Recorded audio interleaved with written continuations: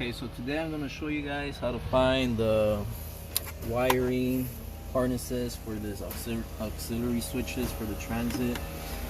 These are the switches right here. See, they got power right now. We were trying to find where the factory plugs are, and we found them. There's one right there. That's the 43 pin.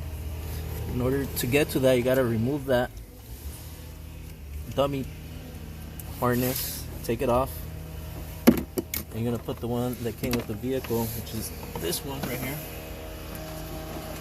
And this one we already found the switch number 4 and number 1, which the switch number 1 is yellow and number 4 is green with, what is that, with red?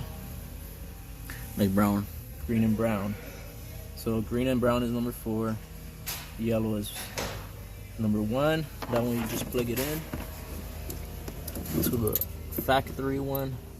So you're gonna use that clip to lock it back in place. That's gonna be for switch 1 and 4. This switch 1 and 4. We're having a hard time finding the ones for switch number 2 and 3, but we actually found them, and it's right here. Number 2 is blue and orange, and number 3 is yellow with orange, and that plug is right here, which is the OEM plug, which is that one right there. We unplugged the dummy plug that was in the back of it, took that off and plugged this one in. That is a 6-pin.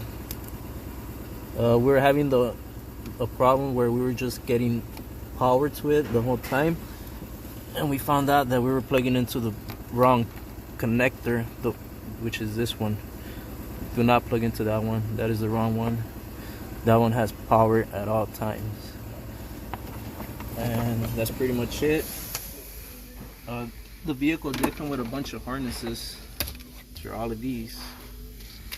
I don't know what the hell they're for, what do you use them for, but they came with it.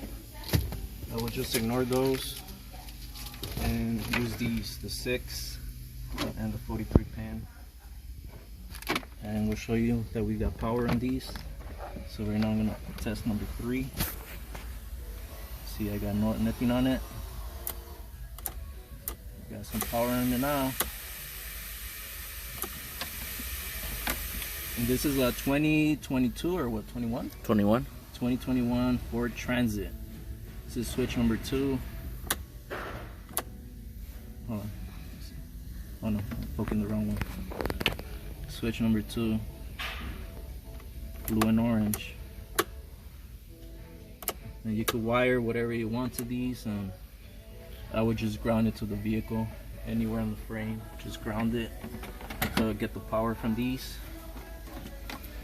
And that's pretty much it. And we'll see you guys in the next one.